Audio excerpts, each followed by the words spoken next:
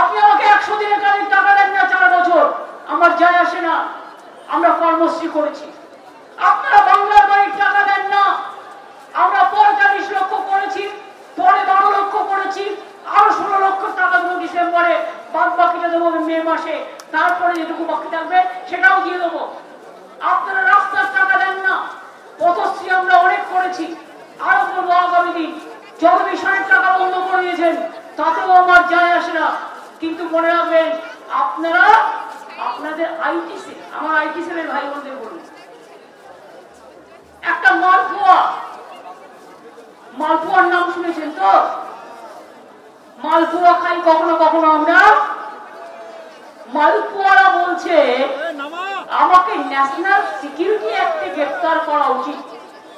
কেন? আমি বাংলা ভাষার কথা বলেছি। আমি তোদের বুকের পাটা থাকলে বল, কখন গ্রেফতার করবি আর কখন গুলি করবি। আয়, সিপিএম অনেক গুলি চালিয়েছে, ওদের গুলির সাথে লড়াই করে বেঁচে আছি। পা থেকে মাথা পর্যন্ত মেরে ফাটিয়ে দিয়েছে। সেই লড়াই করে যদি বাঁচতে পারি, তোদের তো পিঁপড়ের মতো ওড়াবো, পিঁপড়ের মতো ওড়াবো। একদিন জঙ্গল মহলের মানুষকে পিঁপড়ে খাওয়াতিস,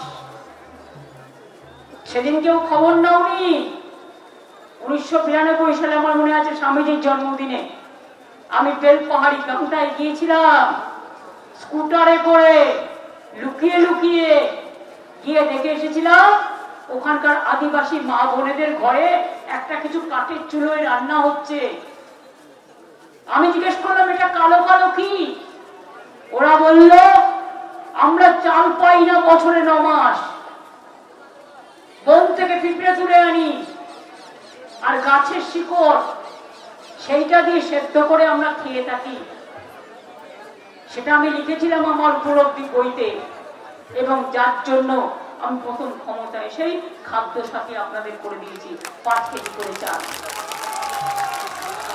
স্বাস্থ্য সাথী করে দিয়েছি, শিক্ষাশ্রী ট্রাইবেল তপশিলীদের করে দিয়েছি, সংখ্যালঘুদের ঐক্যশ্রী করে দিয়েছি, ওবিসিদের মেধাশ্রী করে দিয়েছি, কন্যাশ্রী করে দিয়েছি, Swami Vivekananda merit cum scholarship করে দিয়েছি, যাতে আমাদের ভবিষ্যৎটা মাথা তুলে দাঁড়াতে পারে, তাদের যেন কোনোদিন পেছনে তাকাতে না হয়। তাছাড়াও 10 লক্ষ টাকার স্মার্ট কার্ড করে দেওয়া হয়েছে, এবং তপশিলী আদিবাসীদের জন্য সংখ্যাটা আরো অনেক বেশি।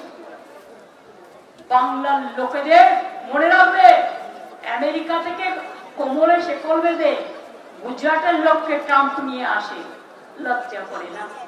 লজ্জা করে না? আর বলো, বাংলার লোকেরা কেন বাইরে কাজ করতে যাবে? তো তোমার দেশে বাংলার লোকেরা কি ইন্ডিয়ান সিটিজেন নয়? বাংলা কি ভারতের বাইরে? ঠিক করো, কোনটা ঠিক? আজকে আমাদের বাংলায় যে 1.5 কোটি বাইরের শ্রমিক কাজ করে, তারাও তো বাংলার লোক বলে আমি মনে করি। আমি তো তাদের তারাই না। তোমরা তাহলে আমাদের লোকেদের উপর কেন অত্যাচার করবে? কেন আজকে রাজ শাসনের ভয়ে মানুষকে আত্মহত্যা করতে হবে? এই জিনিস চলতে পারে না। আপনারা একমত? জোরে জোরে হাত তুলে বলুন একমত। এই লড়াই আপনারা চান?